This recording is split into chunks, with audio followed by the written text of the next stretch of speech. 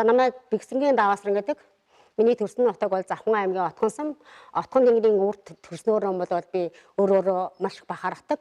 Одоогоор бол Сонгын хайрхан дүүргийн сүүмх утга зохиолын нэгдлийг нарийн бичгээр ажилладаг байгаа.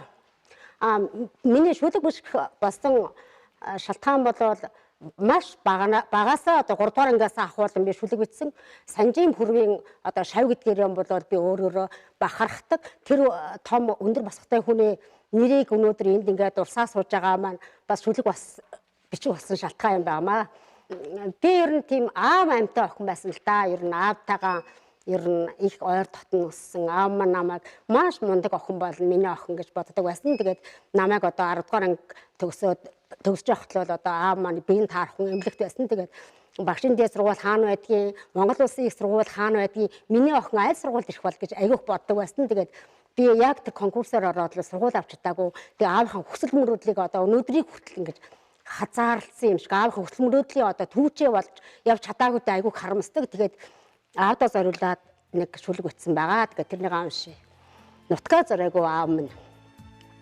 Манайхыг нутгаасаа нөхөд намар байсан уулын толгойд будан сууж бороошоод уртаас урт намрын өдрүүд үргэлжлээд уяан дээр морж ихрээд үеийн залуус цэрэгт мордог гэж хөөрөлдөөд үнийн зилэн дээр охид хүүхнүүдийн дуу хадаад шинхэн гэрийн найр хавтгаж дуулалдаад шингэх наран дээр амьдрал үргэлжлээд урд ингэр дүүрэн цагаан мууг яриагаад уут бариад ээж минь мөөгний хүрээхсээд уул усаа арадан сай сүрний дээжээ өргөөд улс амтэн ах дүүгэн дайж сайлаад ээж минь цаанаа нэг гунигтай эцэг минь дуугүй мод толгой нэрээстэй сахал дайлын өөтө хаяа шатар нүүд санаа алтан гэрийн гадаа суухан үргэлтэй говьруу төрөөчийн айлууд нүгээд гэрийн буураар шууд эргэлдэж эзгүүрээд энэ тэнд том шууд нисэлдэж эдэж хоолоон булаалдаад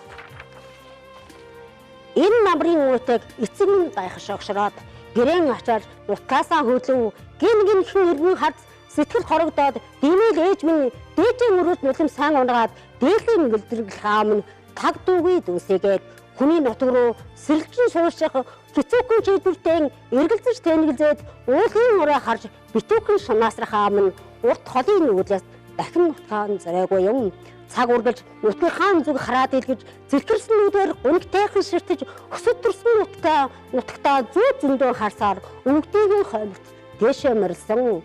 Цагаан ууландан очсон байхаа сэтгэлийн гүйцэд цармын цэцэг ишинтэй тойлцохыг тэнгэрээс харж эргэж очихгүй очих хүслэн биелсэн байх их газартаа өмнөрийг нь өөртөө шингээ нойрсож буй байхаа.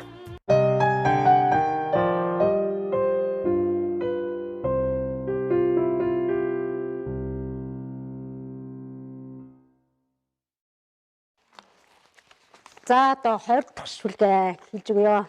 20 дахь шүлэг маань болох тэр би Сэртэнгийн зохио гэдэг газар төрсэн байгаа. Тэр нь болох тэр Завхан аймгийн Отгон сумын Бадрал баригад Говьалтай аймгийн Гуулингийн талтай үргэлжилсэн ийм залгаа нутаг байгаа. Тэгээд ийм намынхан сайхан говь нутгийн тийм ийм зохионы өвөр төрсэн. Тэгээд төрсэн газраа бол очих маш их хүсэлтэй. Тэр төрсөн нутагтаа очиж төрсэн газраа хөрвөнө гэж бодож байгаа. 2024 онд нутагтаа Дамтынхаа 100 жилээр очин. Тэгээд Сэртэнгийн зохио гэдэг төрсэн газраа хөрвөх хүсэлтэй байгаа тэр шүлгээ уншиж өгье. Сэртэнгийн зохио. Зудын жил зутруухан хавар срэжгээ түшээд шинхэн дээр нэралсан хөх өткөн дотор хорголт наалдаж уйсаар хурцэнгийн галтай дулаахан гэрт мэндэлсэн ингэж би хүмүүний орчлонд ирсэн ингэн болоотой гагирхан хавар ингрээс нь асарах цагаан сүгэн хөхөж ичи аавда ууган охин болж ирсэн. Тэмээний бүхэн дээрээс наран урахыг харж тэмээний зогдор доороос наран жарахыг үзэж тийм эгэлгүй сайхан говьд тэнгэрийн хаяанд нартай тоглож өссөн би. Нэхий үлгэд сүл хөхөж бомболзаад нэрмлийн үнэртэй гэрийн хойморт эвэр өгжоор хөөрөлсөн сууж ишиг хурган тоглож өссөн юм. Ярих хэлэх уйлах нь солонгын өнгөөр гიშгтэй явах суух алхах нь яваагийн нутгийн салхитай сар наацсан говийн гэрийн хойморт Сэртэнгийн зохионд төрсөн юм.